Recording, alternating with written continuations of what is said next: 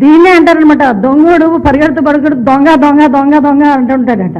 ఆయనే పెద్ద దొంగ, అందరిని చూసిన అందరినీ దొంగ దొంగ అని అడుగుతుంటాడు అనమాట. ఆర్గనైజ్డ్ క్రైమ్లో ఎలా చేయాలి అన్నది సిద్ధహస్తుడు జగన్మోహన్ రెడ్డి. దానికి సోషల్ మీడియా క్రైమ్ ఎలా చేశాడన్నది ఇప్పుడు నేను చూపించా.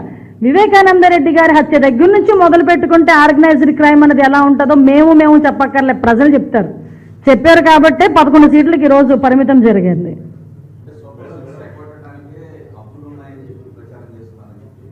అంటే విషయం ఏంటంటే, ఆలోచన కలిగిన ప్రతి ఒక్కరు, ఆలోచించదగ్గ ప్రతి ఒక్కరికి ఈరోజు మన రాష్ట్రం తాలూకా ఆర్థిక పరిస్థితి ప్రతి ఒక్కరికి అర్థమైంది. నిన్న చాలా మంచి మీటింగ్ జరిగింది, బడ్జెట్ మీద చాలా మంచి మీటింగ్ జరిగింది. ఒక ట్రైనింగ్ ఇచ్చారు, బడ్జెట్ ఎలా ఉంటుంది ఇలా ఉంటుందని. అలాంటి వాటికి వాళ్ళ ఎమ్మెల్యేలను కూడా పంపించడమో ఈయన రావడమో చేస్తే కనీసం బడ్జెట్ అంటే ఎలా ఉంటుంది, బడ్జెట్ని ఎలా పెట్టాలి, ఎలాగ సంపదను సృష్టించాలి, ఎలా సంక్షేమ కార్యక్రమాలు ఇవ్వాలన్న సంగతి తెలుస్తుంది.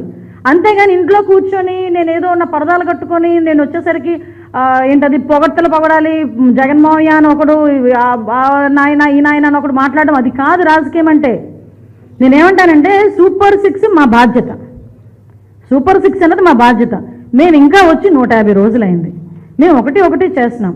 మేము చెప్పినట్టుగానే 3,000 రూపాయలు 4,000 రూపాయలు పెన్షన్ ఇచ్చాం, ల్యాండ్ టైటిలింగ్ యాక్ట్ రద్దు చేసాం, మెగా డిఎస్సీ ఇచ్చాం. మీరు నమ్ముతారు 150 రోజులకి 150 స్కీములకు సంబంధించి మేము చెప్తాం మేమేం చేసాం అన్నది. ఆ దమ్ము మా దగ్గర ఉంది, రమ్మనండి వస్తే చెప్తాం. అంతే తప్పించి మేము ఏదో డైవర్షన్ పాలిటిక్స్ గురించి మాట్లాడుతున్నామంటే అసలు డైవర్ట్ అవుతున్నాడు ఆయన, డైవర్ట్ అయిపోతున్న వ్యక్తి అతను.